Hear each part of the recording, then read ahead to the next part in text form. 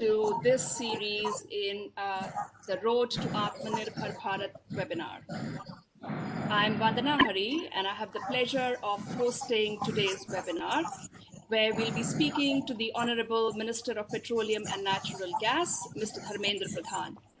Also joining me today are Mr. Dheeraj Nayyar, Director, Economics and Policy, Vedanta, Mr. Saurabh Chandra, former Secretary in the Ministry of Petroleum and Natural Gas, and Ms. Gauri Johar, Executive Director of IHS Markit. The way we'll proceed with today's program is I would first like to invite Mr. Nayyar to say a few words. I will then give a brief introduction, a brief overview of the markets from my perspective. The Honorable Minister will, of course, address us, and then we'll have a bit of a Q&A with him. And finally, Mr. Chandra, Ms. Johar, and I will have a short panel discussion. So let us get started. I would like to invite Mr. Nayyar to say a few words first. Thank you, Ms. Hari. Honorable Union Minister for Petroleum and Natural Gas and Steel, Shri Dharmendra Pradhan ji, Shri Saurabh Chandra ji, Shrimati Vandana Hari ji, Shrimati Gauri Johar ji, other senior dignitaries from the Ministry of Petroleum, Natural Gas, and the editorial leadership of Swarajya. It's my privilege to be here today to welcome you to the second webinar in a 10-part webinar series on the road to Atmanirbhar Bharat. The Honorable Prime Minister has laid out the vision for us, a self-reliant and globally competitive India. It has inspired all of us, whether we are in government, private sector, or as individual citizens, to work towards that goal. When we have a clear destination and we have the clear road, or in this case, a highway to reach there, nothing can stop India's rise. I'm delighted that Swarajya has taken this initiative to organize this webinar series, which will bring together experts to deliberate on the opportunities that lie ahead. I'm sure we'll get many insights. At Vedanta, we are totally committed to the Prime Minister's vision, and it is our pleasure to associate with Swarajya in this very commendable venture. I hope this forum generates a lot of energy, a lot of positive energy after a difficult 6 months. India is recovering very fast, and we hope that double-digit growth is not far away if we work with determination. It's my particular privilege to extend a warm welcome to Shri Dharmendra Pradhan ji, who is one of the most dynamic and energetic ministers of this government. As Minister of Petroleum and Natural Gas and Steel, he is driving two sectors which are really the core pillars of Atmanirbhar Bharat. Among his achievements, and there are too many to list in this short introduction, are the transformative Ujjwala Yojana and the innovative Pahal scheme, the Give It Up scheme, which was done in the first tenure of the Modi government. He's also done some excellent work in his home state of Odisha. So we really look forward, sir, to your address and insights and your vision for this sector in 2030. Once again, I warmly welcome all of you to this webinar, and please continue to join us on this journey through this webinar series and on the larger journey towards a self-reliant and strong India. Thank you. Thank you very much for those remarks, Mr. Nayyar. A very quick introduction to myself. I've been looking at the oil and gas markets for about 25 years now. I'm based in Singapore. I'm the founder and CEO of Vanda Insights. We provide global oil markets macro analysis. The coronavirus pandemic has thrown many new challenges our way, and it has exacerbated some of the old ones. The virus is also leaving its imprint on the energy sector, both on a global as well as a local level. It has already caused major upheavals in the sector in the short term and is likely to reshape its future in the longer term as well. Within this year alone, we have seen Brent prices gyrate between a high of $69 and a low of $20. With over half the world's 7.8 billion people under lockdown at the height of the restrictive measures that we saw back in March and April, we saw something none of us could have ever thought possible. Nearly 20% of global oil consumption disappeared in just a matter of days. The world has been slowly getting back on its feet, learning to live with the virus and slowly turn the wheels of the economy again. And oil demand has been creeping back up, but very gradually. In the face of painfully low prices and some prominent forecasting agencies bringing forward their projected timelines for peak oil demand, international oil majors along the bulwark of the world's energy supply are beating a retreat from oil and gas. Tens of billions of dollars of upstream investment has been taken off the table this year alone, probably never to come back, while the refining sector is also facing severe distress and consolidation. The energy sector, of course, has seen its cycles of contraction and expansion before, but this one feels different, far more severe, and at least to me, possibly somewhat catastrophic. The US shale sector has also suffered a blow, and as a result, global spare oil production capacity is back to being concentrated in the geopolitically volatile Middle East. In this setting, there are countries, especially major developing economies like India, which need to juggle an unpredictable supply picture with an expected steady growth in energy demand. They have three imperatives: ensure energy security, ensure energy affordability, and at the same time, live up to their commitments to reduce emissions. What seems like almost incompatible goals. As the arrival of vaccines affords us a welcome glimpse of a COVID free future, policymakers need to be prepared with ideas, plans, and projects. They also need the collaboration of energy sector players, climate scientists, social scientists, financial institutions, and thought leaders among the public. Events like this one, I do believe, can help bring such parties together and catalyze the solutions that we need. So it is now my great pleasure to introduce the Honorable Minister of Petroleum, Natural Gas and Steel, Mr. Dharmendra Pradhan, to share with us his vision of building India's energy Atmanirbharta. Mr. Minister, please.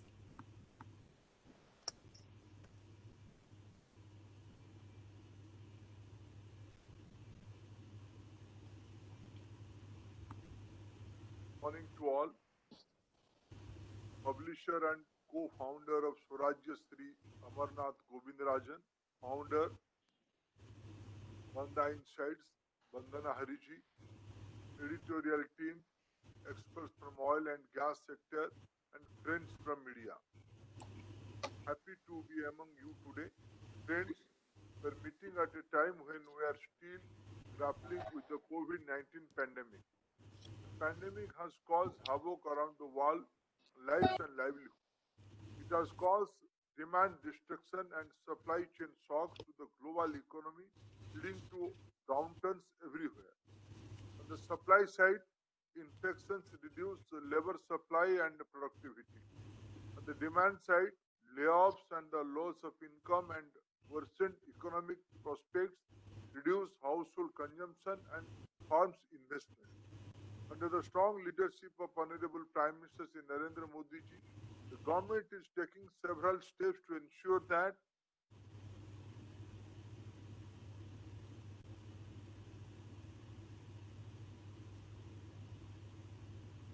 we are all prepared for the face the challenge and threats posed by COVID-19. With the active support of citizens of India, we have been able to mitigate the spread of the virus so far. Therefore, even though the pandemic continues to inhibit the conduct of normal activity, there are indications of improvements and a gradual increase in the active across region and segments of the domestic economy.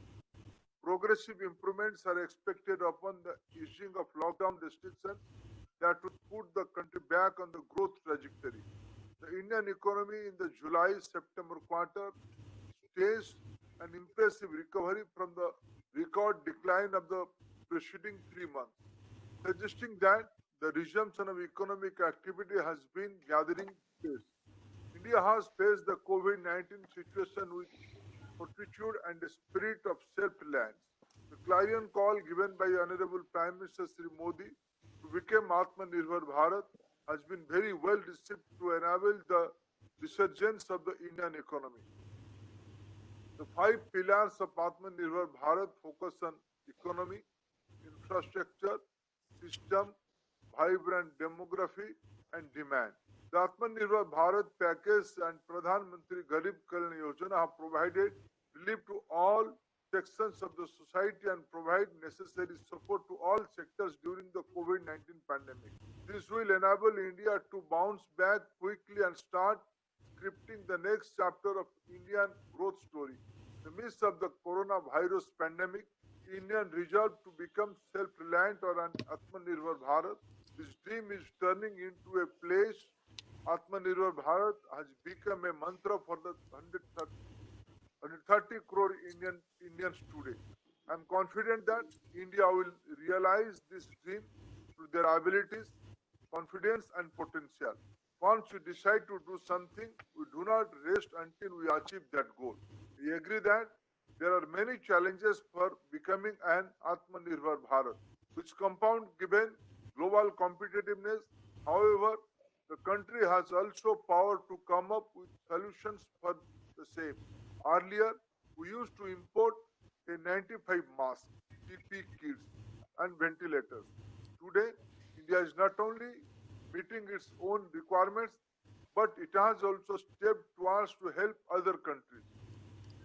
Atmanirbhar Bharat is about transforming India from being just a passive market to an active manufacturing hub at the heart of global value chains. An Atmanirbhar Bharat is a strong Bharat with robust manufacturing sector, self-reliant yet globally integrated economy. The self-reliant India will be a force multiplier for the global economy. The mindset of the free India should be vocal for local. We should appreciate our local products. If we do not do this, then our products will not get the opportunity to do better. Today, multinational companies from across the world are coming to India. We have to move forward with the mantra of Make in India and as well as Make for the World. Friends, let us briefly review our energy requirements in the coming years. We are currently using only 6% of the world's primary energy, while the per capita consumption of energy is still one-third of the global average. This, however, is rapidly changing. India's energy consumption is projected to grow at 3% per annum up to 2040, faster than all major economies of the world. India's share of total global primary energy demand is set to roughly double to the about 11% by 2040, driven by the strong economic development. Globally, India is the third largest consumer of energy resource, next only to the US and China. We are also the third largest crude oil importer and fourth largest LNG importer in the world. Honorable Prime Minister Modi has envisioned a clear roadmap for India's energy justice, which rests on five key enablers of energy availability and accessibility to all: energy affordability to the poorest of the poor, energy efficiency, energy sustainability, and energy security. While speaking to the fourth India Energy Forum by CERAWeek last month, Honorable Prime Minister highlighted 7 key drivers of the India's energy strategy going forward. Apart from achieving the renewable energy target of 450 gigawatt by 2030, India will focus on developing in an integrated manner a gas-based economy, cleaner use of fossil fuels, greater reliance on domestic fuels to drive biofuels, increasing the contribution of electricity, moving into emerging fuels like hydrogen, and promoting digital innovation across all energy systems. We in India are in the midst of a major transformative shift in our energy sector to end energy poverty in India. While doing so, our twin objectives are to enhance availability and affordability of clean fossil fuels and green fuels and to reduce the carbon footprint through a healthy mix of all commercially viable energy sources. Our government is also committed to reducing the emissions intensity of its GDP by 33 to 35% from 2005 levels. We are consistently taking energy policy initiatives, developing next generation infrastructure based on five guiding key enablers of energy availability, accessibility to all, energy affordability to the poorest of the poor, efficiency in energy use, energy sustainability to combat climate change as a responsible global citizen, and security for mitigating global uncertainty. Our energy agenda is inclusive, market-based, and climate-sensitive. We have adopted multiple pathways for energy transition.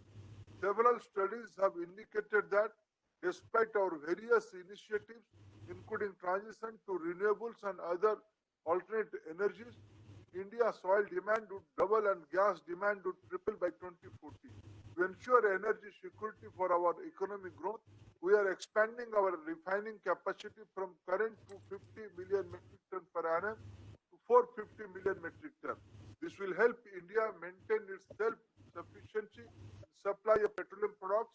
Hence, in the COVID-19 lockdowns, we have successfully transitioned to Bharat 6 emissions norms since April 2020.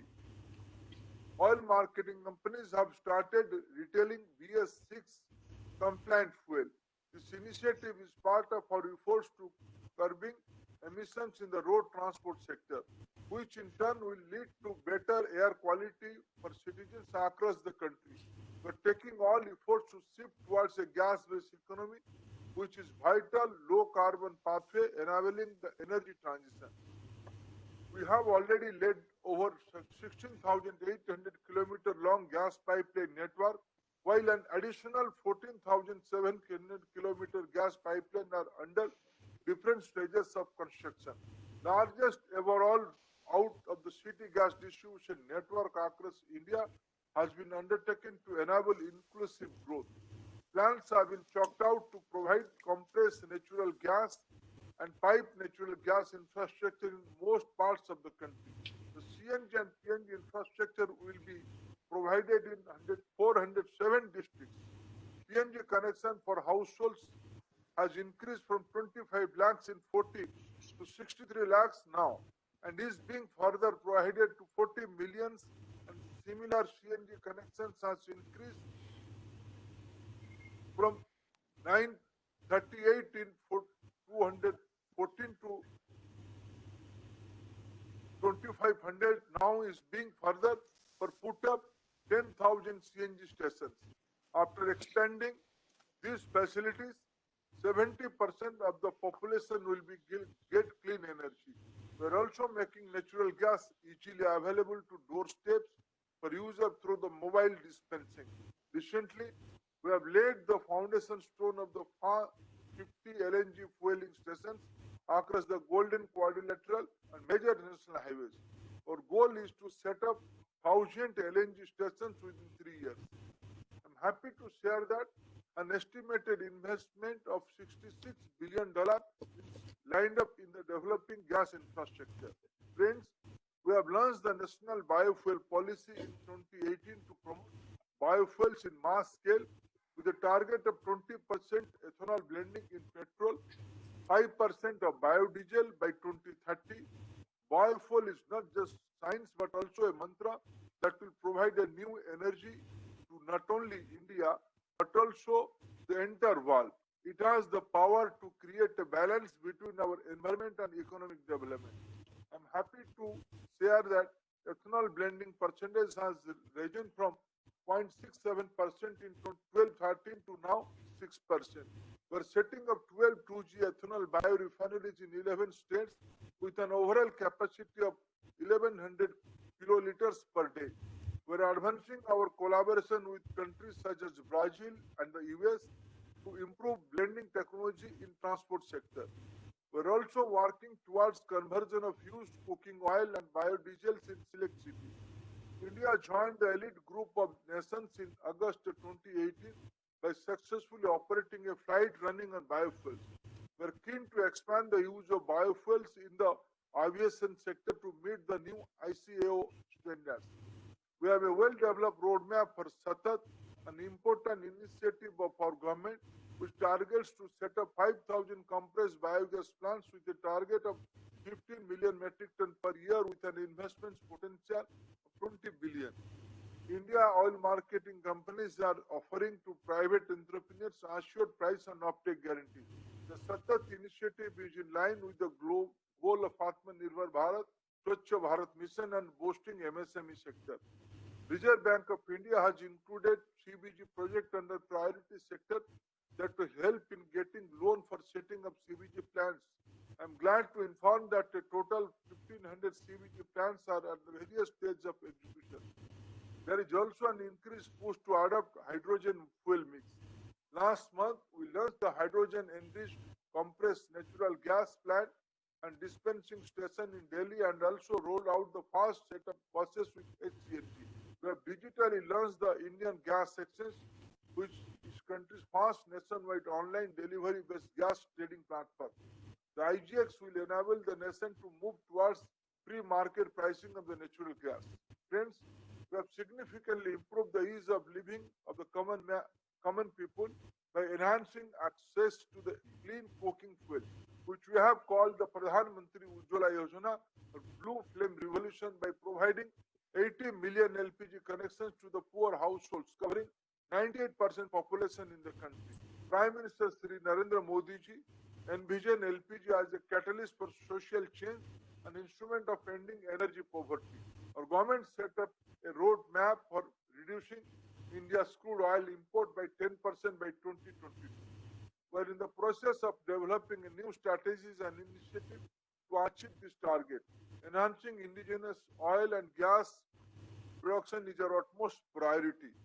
We have taken several transformational policy reforms to revitalize the E&P ecosystem and establish a conducive business environment which would facilitate investments and boost domestic production.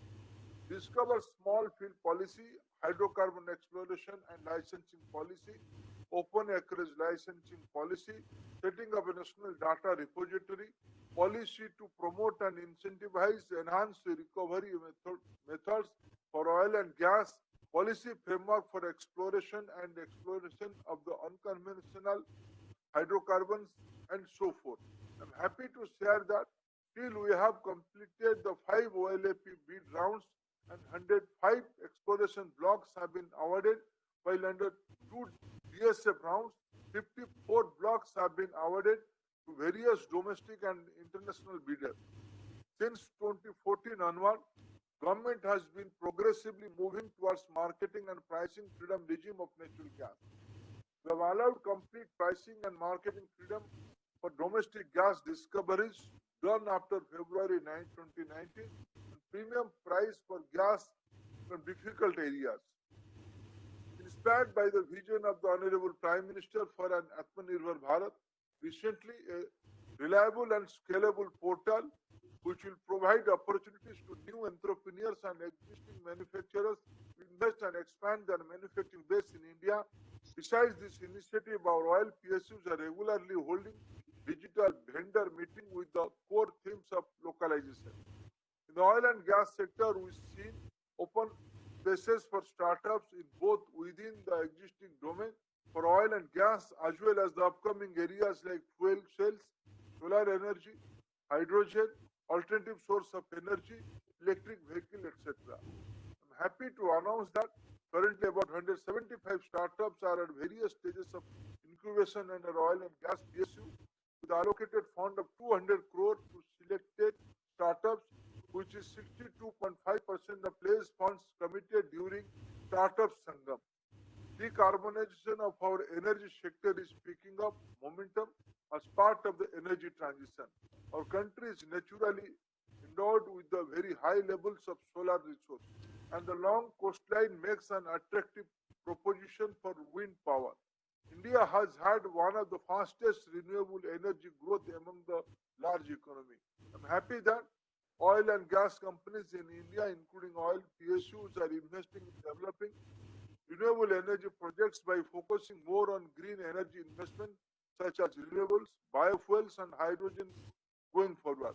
We have taken up the mission of solarizing about 50% of fuel stations owned by the public sector oil companies in the next 5 years. Honorable PM Shri Narendra Modi ji announced a massive stimulus package of $265 billion, accounting for 10% of the India's GDP, to deal with the impact of COVID-19. Major reforms were announced for a self-reliant India that seeks to convert COVID-19 challenges into an opportunity. I'm confident that with clarity of thoughts from the policy makers and the skill and grit of our citizens, India will become a global manufacturing hub of the 21st century. Thank you, friends.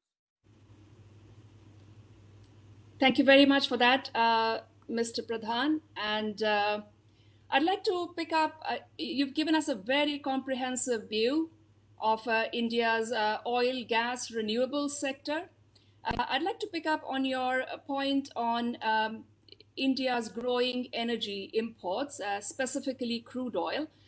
Now, I noticed that India's crude imports have almost quadrupled in the past 20 years alone, to around 227 million metric tons, or about 4.6 million barrels per day as of the last fiscal year. And I was wondering, first of all, what rate of growth do you foresee in India's crude imports? And do you have any concerns around India continuing to become more and more dependent on imports for its crude needs? Now, let me put some reality in front of this gathering. Now, some of the international forums, international agencies has come out with some futuristic report mapping up to 2020, 2040, 2045. In all this report, whether it is IEA, OPEC, or deepest energy outlook, in the global scenario for the next 2 and 3 decades, the growth of energy will come only from India. 1/3 of the growth will come from India. This is a reality. Our per capita energy consumption is 1/3 of the global average. India is an aspiring society. That means our basic energy consumption is bound to grow. When this is the scenario, what should we do? What is our roadmap? Yes, for an economy like us, more import dependency is not good. Therefore, few years back, Prime Minister gave us a target how to reduce the import dependency. What are the way? I have informed some of the policy initiative from discover small field to exploit more hydrocarbons in our existing sediments. Through liberal policy, through more marketing freedom, to give more incentive to investors, we want to increase our oil production. But if you go by the reality, we have to depend on the import, whether it is in the form of crude oil, whether it is in the form of LNG. That's a matter of strategy. And above all, India is very keen to develop the alternative energy, like new energy, like hydrogen, biofuels. Our CBG initiative, compressed biogas initiative by SATAT framework, and putting a roadmap of $20 billion investment, capital investment, and 1,500 plants are on execution today at the different stages. Innovation, technology are the way forward for the alternative energy. India is in a big way moving towards solar energy, wind energy, electric energy infusion in the mobility. In all this area, we want to replace through new energy of our incremental demand, of our incremental requirement. So I don't see this is a concern. I see it is a challenge. When this country, and I see a path of hope, ray of hope of Atmanirbhar Bharat on this energy roadmap. India want to focus on more indigenous, domestic pathway for our energy requirement, more decarbonized energy pathway, and we are confident by focusing on alternative methodology, we will be achieving our energy requirement. Okay, so when you mention the possibility or potential of raising oil and gas production from existing fields, I hear companies say, and especially those who are managing pre-NELP blocks, that if they were given some more fiscal incentives, if some of the legacy bureaucratic processes were reduced or removed, it would unshackle them, make them enable them to accelerate development of those blocks and increase production. Could you tell us do you agree with that view, and do you think more can be done in that particular direction? I should not boast beat my own drum. My colleague, Sri Saurabh Chandraji, here is the panel. it will be more appropriate if he's enjoying his freedom out of government. It will be appropriate if he will elaborate what kind of, from the day one, when I joined this ministry in 2014, Mr. Chandra was my secretary, my primary teacher in those days. From today, we have lot of reforms.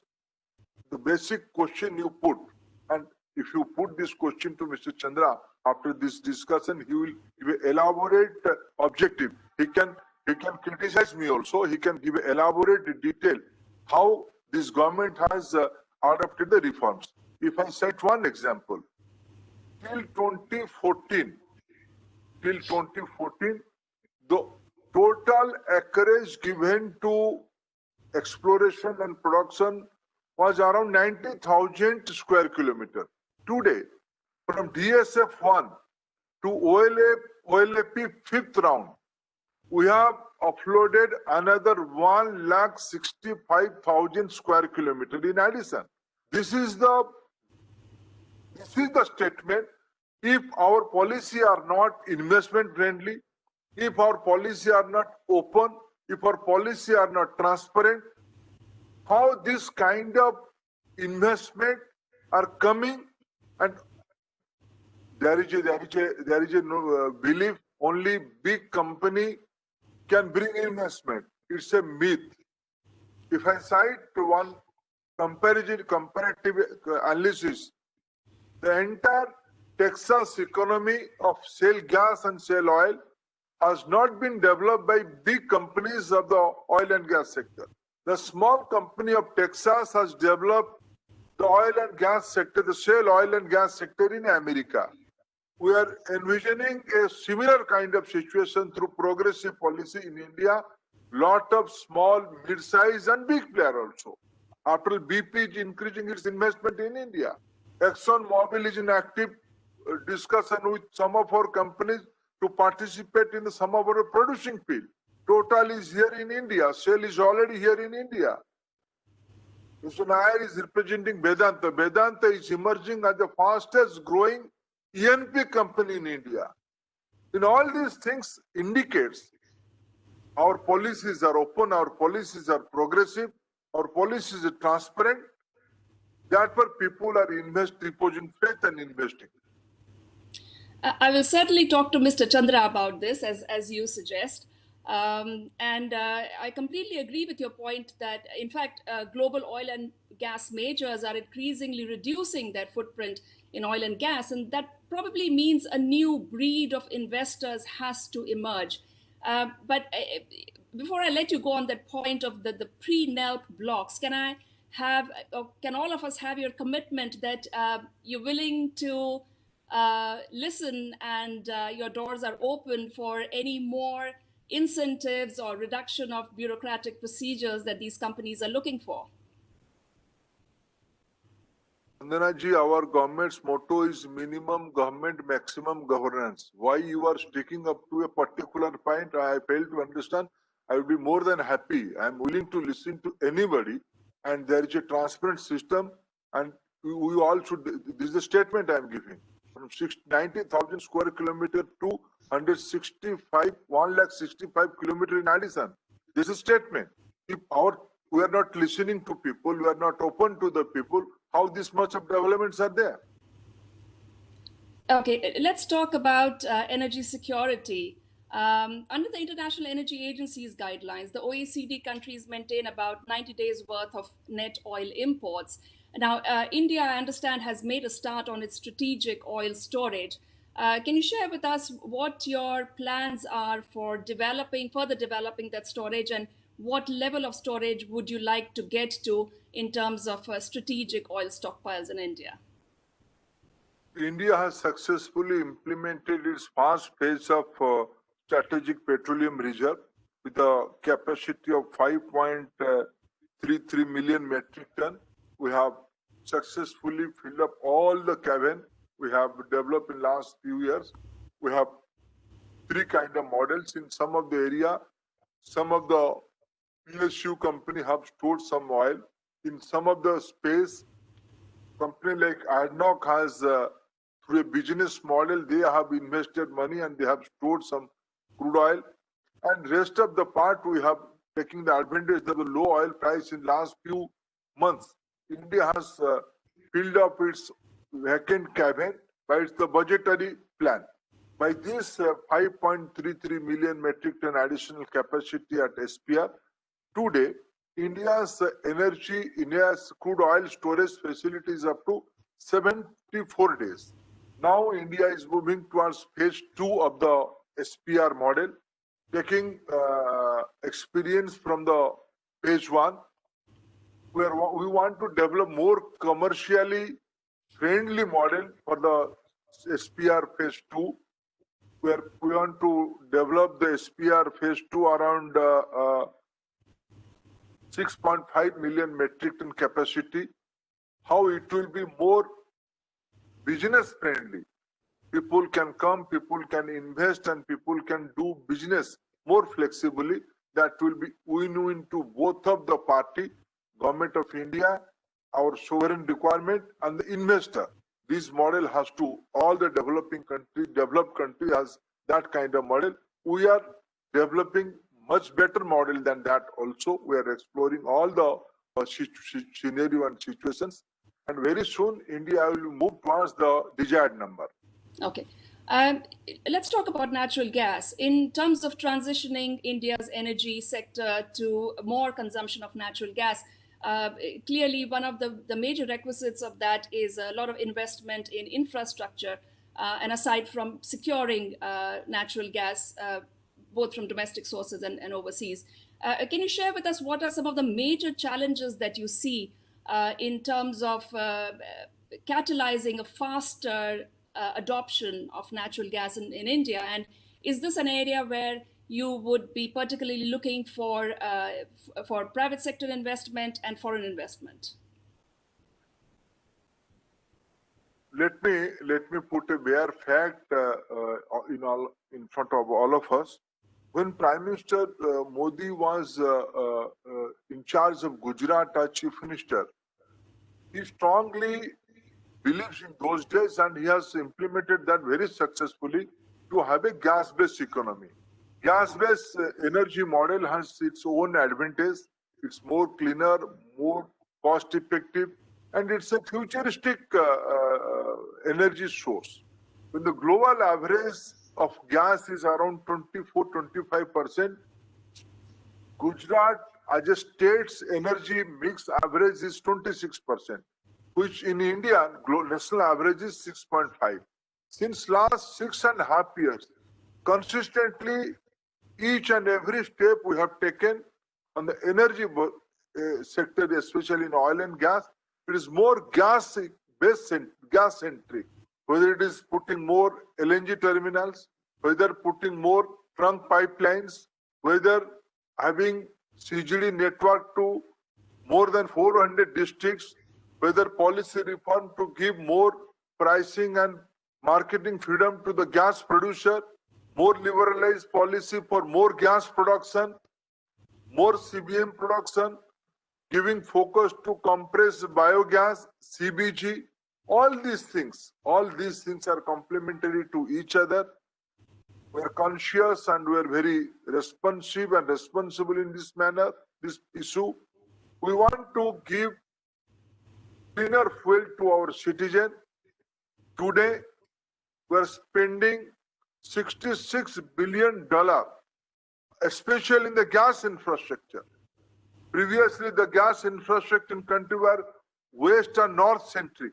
Today, we're building up infrastructure in the eastern part of the country. We're putting pipeline up to far away area of northeastern states. From Kutch to Kohima, the pipelines will be integrated. From Cochin to Kashmir, pipeline will be integrated. In LNG terminal capacity in 2014, it was around 20 million metric ton. Today, we're implementing the increased capacity of around 50 million metric ton in all around. Domestic production, LNG import, and today we're importing LNG, competitive priced LNG from Qatar, from America, from Australia, from Russia. That apart, lot of spot purchasing we are doing, which is economically very viable to us, to our market, and to give a level playing field to our consumers. India has already initiated a step towards a transparent exchange model, gas exchange, IGX. So in the gas, to develop a gas-based economy, lot of initiative we have taken and we are committed on that. Okay. Changing tack a little bit, I would be remiss, and probably our listeners won't forgive me, if I don't ask you for an update, whatever you can share with us about the divestment of the government's share in BPCL. So I think the lot of interest are there and a lot of deeper ministry has recently informed market. So I think 3 parties are given their expression of interest for the bidding process, and as I have earlier said, government is committed to offload its share from some of the state-owned company. In that way, more professionalism, more competition will come, and we are committed and keen on that aspect. Okay.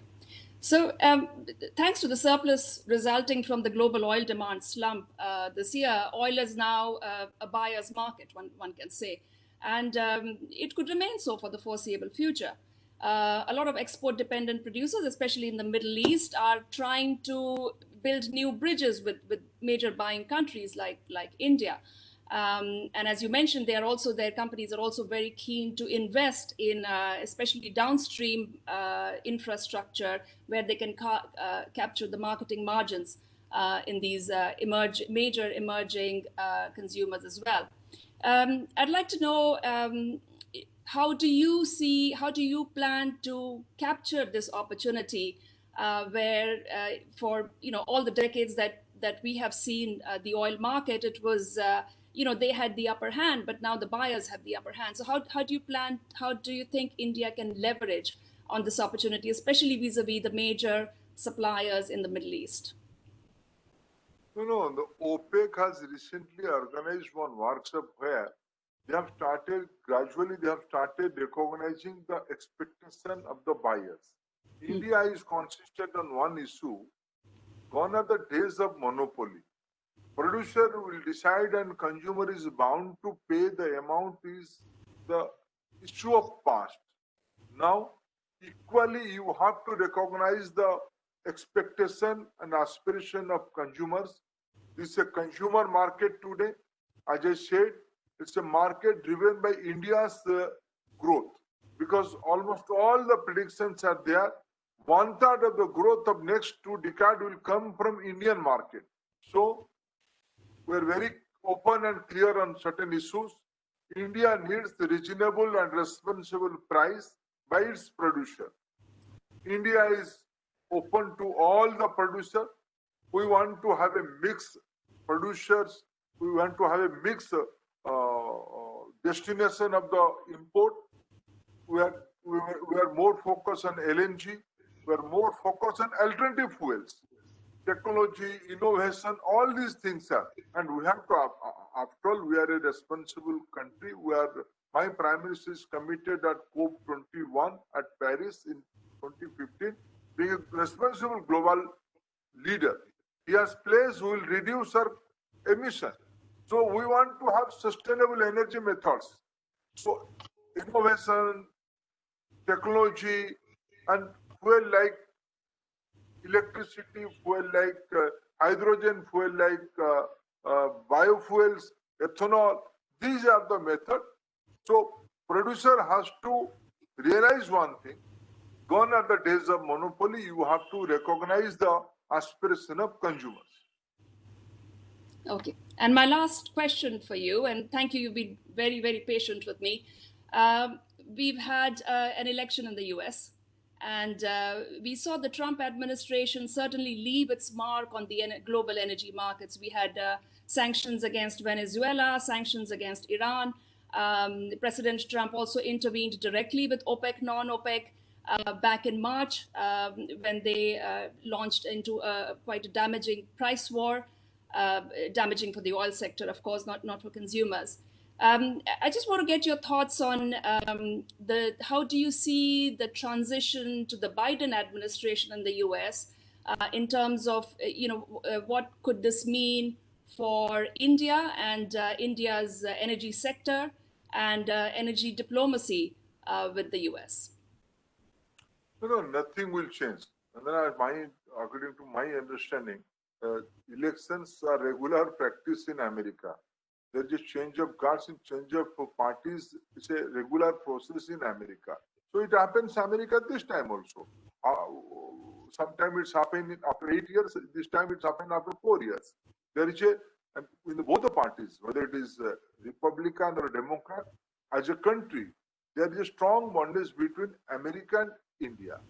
Today, we are talking to America at an equal stage, an equal table. The level playing field is gradually going to be equal. Both the economy are depending on each other. Our relations are sound. Our relations are very grounded. Lot of issues are in common. So energy. So I don't see, when I'm talking about innovation, when talking about alternative energy, when I'm talking about investment, certainly America is a free market economy. Why will they get market to have its own implementing to their innovation, alternative energy method, technologies and investments? India is a market. So I don't see any change in whether there is a different kind of government in America. Yes, we have to accept the changing geopolitical situations. These all are regular issues, and I don't see any dampening in our relationship. And I think every day it's growing. But as a major consuming and importing nation, would you say you would wish for the Biden administration to remove or start gradually removing the sanctions against producing and exporting countries like Iran and Venezuela? You see, as a buyer, I would like to have more buying place. I should have more destination to go for the purchasing. Exactly.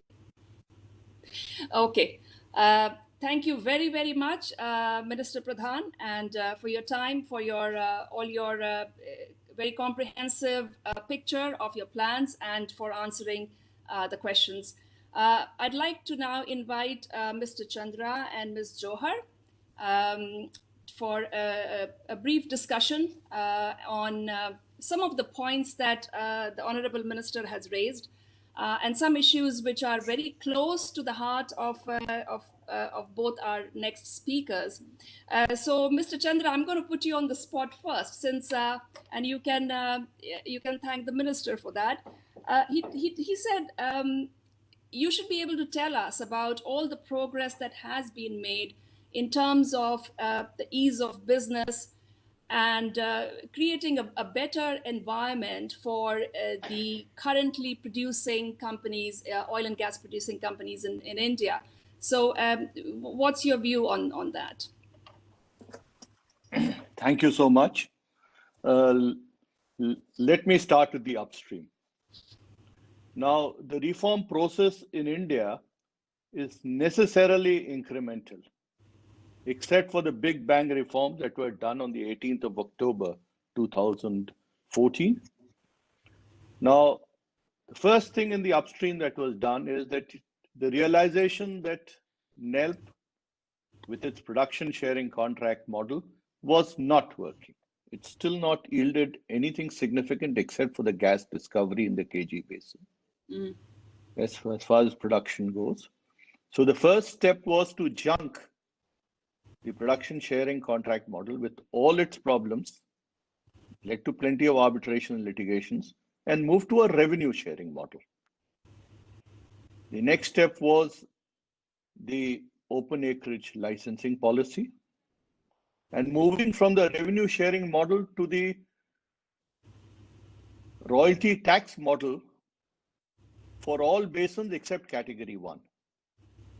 And perhaps the time has now come to carry forward that process and extend the royalty tax model to category 1 basins also.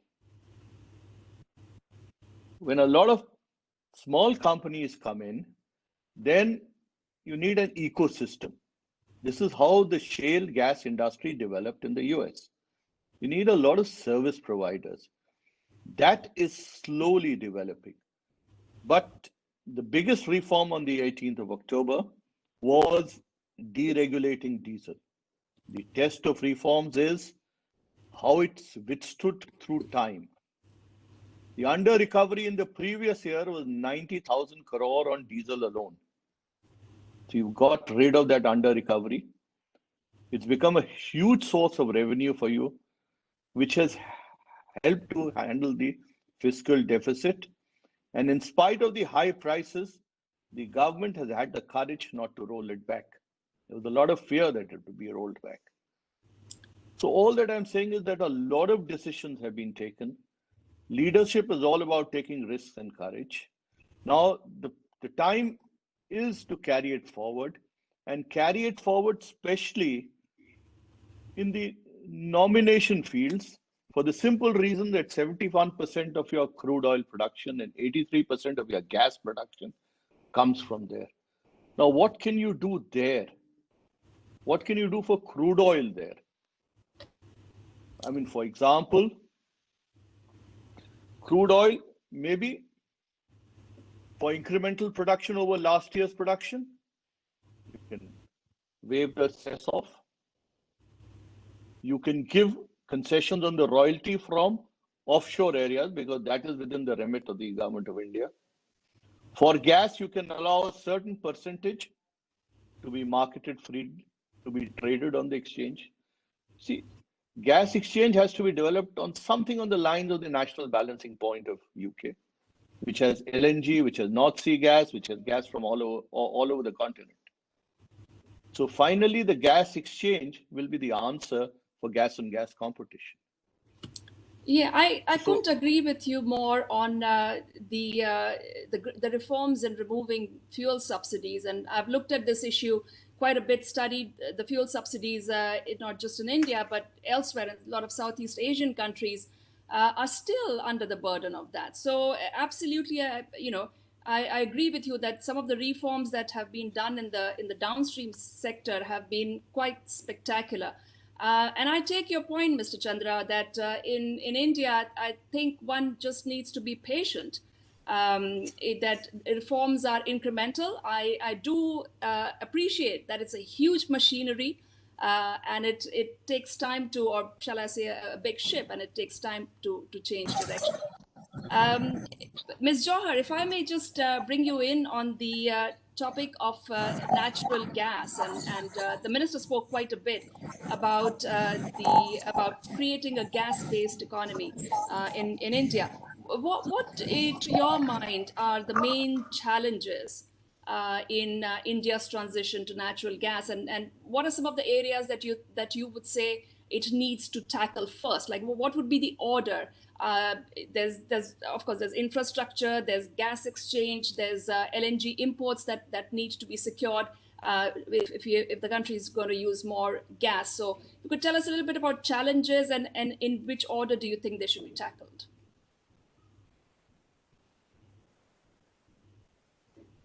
You have to unmute yourself.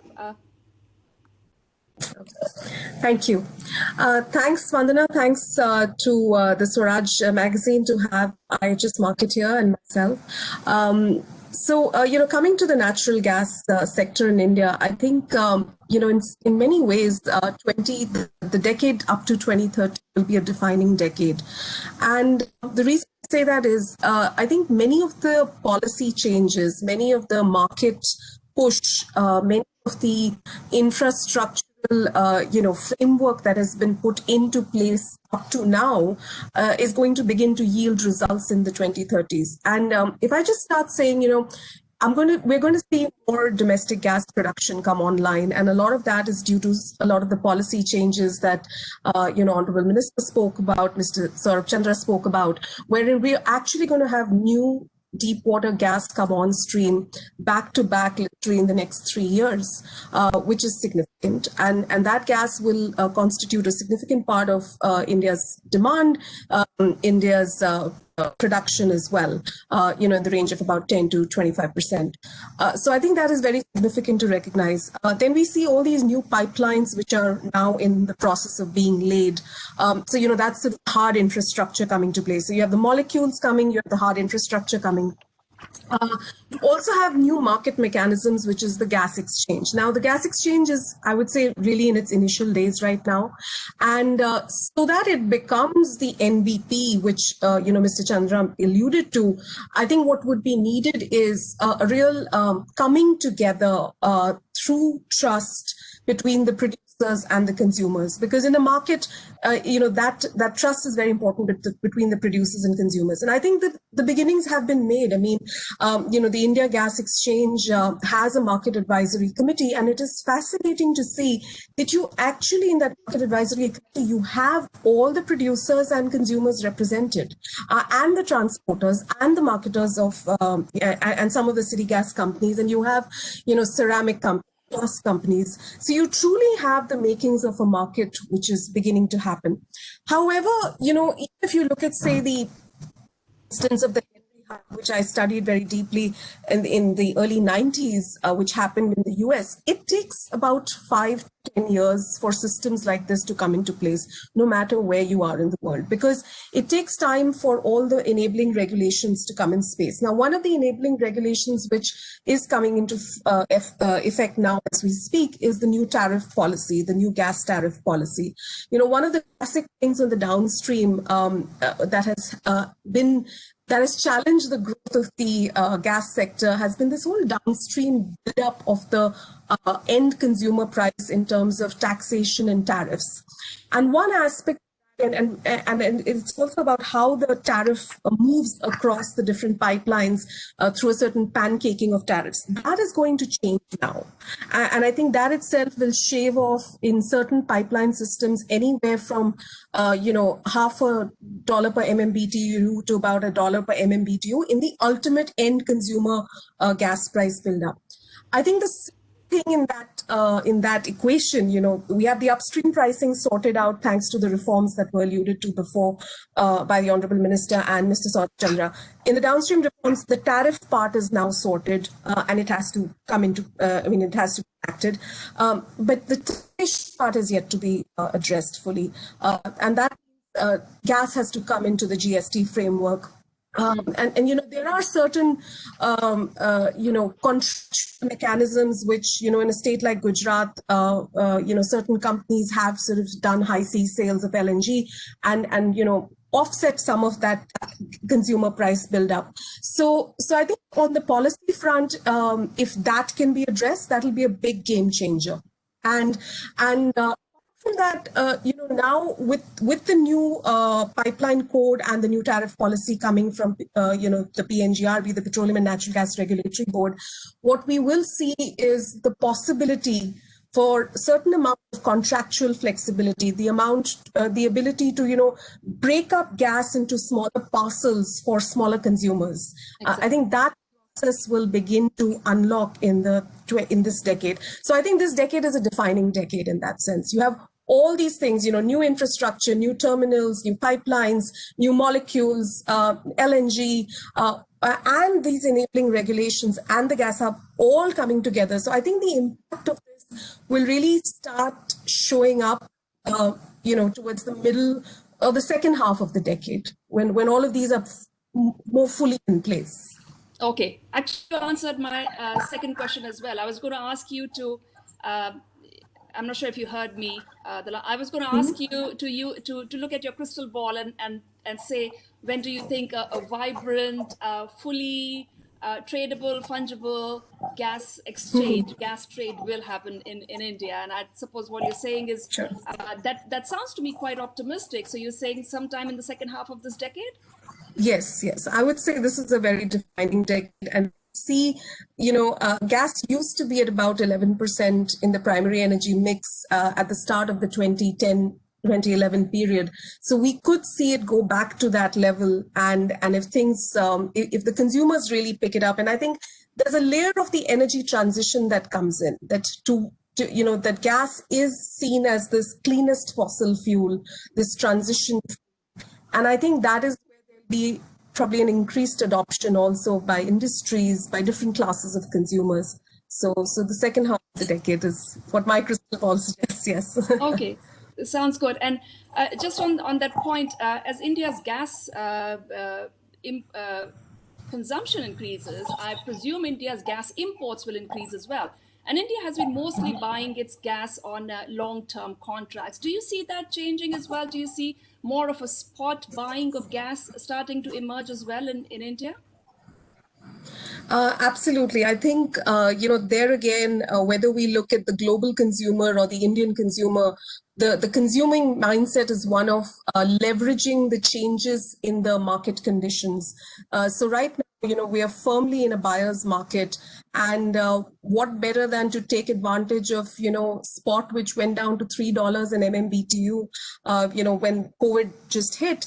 And it was fascinating to see the power plants actually switching in some cases voluntarily from, gas was achieving parity very close to coal. So you had a certain switching happening, and gas has certain flexibility benefits also. So those all kicked in the period of March, April, May, and so absolutely. I mean, I think it almost behooves us to take advantage of the global conditions where there's just a lot more gas thanks to the shale, thanks to new centers like Mozambique maybe coming on stream as well. So absolutely. Mm-hmm.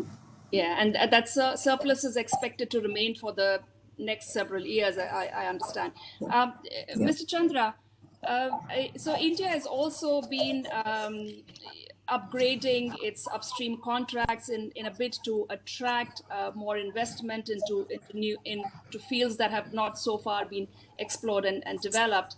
But given that a lot of the majors are actually retreating from the fossil fuel business, what prospects do you see for India being able to attract foreign investment upstream, or do you think it should even continue to be aspirational in that direction, or perhaps look more towards domestic companies in that regard? If a company can make money, at the end of the day, they'll come in. Of course. So perhaps bringing in category 1 basins under the royalty tax regime would make it more attractive. You see, when I'll once again go back to the nomination fields and say that they need cutting edge technology.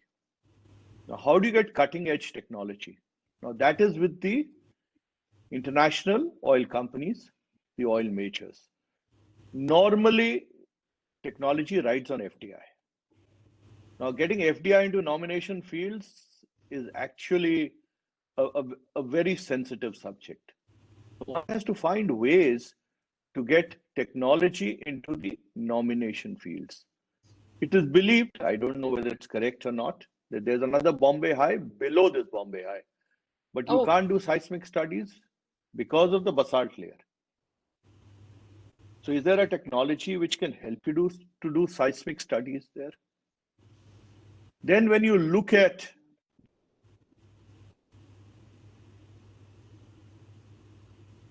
fields, what is it? You see, the government, which is DGH and the ministry, contractors, ONGC, and the operator, they have to work in tandem. There may be differences of opinion, but they should not be converted into disputes. They need to be resolved, and resolved quickly. And something else for the pre-NELP. Let's take cess. Cess is normally not levied when there's profit sharing. As is in NELP, it is levied in nomination fields where there is no profit sharing. So an incentive in the form of removal of cess can be built in. And maybe some of this PI can be offloaded to some of these oil majors who can bring in still better technology.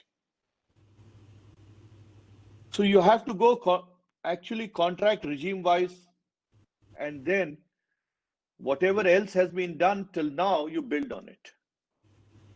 And Gauri talked about the gas economy, a gas exchange. I have to add a couple of things. Sure. One, it'll require natural gas to be brought under GST. Two, there has to be open access. Three, a portion of the domestic gas has to be put into the gas exchange. And as things stand today, that can perhaps come from the nomination fields and some of the pre-nel fields, because nomination fields account for about 83% of the gas production. So that will incentivize the producers and make it vibrant, because unless there's liquidity on the exchanges, it's not going to work. Absolutely. Be buyers and sellers, and speculators add liquidity, so they'll step in. And then a lot of the crude oil market is courtesy the speculators. So yes, absolutely. You need volumes. You need a good representation of buyers and sellers and even traders. That's what makes for a good, vibrant exchange. Would you agree with Ms. Johar's crystal ball that we can hope to see that sort of an exchange sometime in the second half of this decade? If these enabling reforms are carried out, maybe earlier. I mean, in another avatar, I chair an exchange, but we haven't yet stepped into gas because we are waiting for these enabling conditions to come in. Okay. Okay. I think we'll have to leave it over there. Thank you very, very much, Ms. Johar and Mr. Chandra, and of course, the Honorable Minister and Mr. Nair. Thank you very much.